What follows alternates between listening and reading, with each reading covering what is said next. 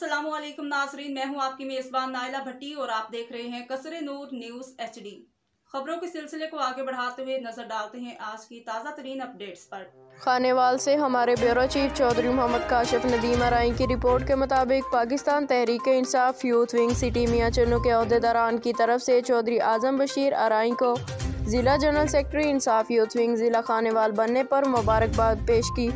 इस मौका पर Chaudhry Huzaifa Zafar Arain, city general secretary Insaf youth wing Mian Channu, Chaudhry Mohammad Kashif Nadeem Arain, media adviser to district president Insaf youth wing ज़िला खानेवाल, मलिक ज़ुहैब अहमद, मलिक अजीम अवान, चौधरी सुहेब अहमद अराई ने चौधरी आजम बशीर अराई को ज़िला जनरल इंसाफ यूथ विंग ज़िला खानेवाल बनने पर मुबारकबाद पेश की और चौधरी आजम बशीर अराई की क़यादत में इंसाफ यूथ विंग ज़िला खानेवाल में मज़ीद मजबूत होगी।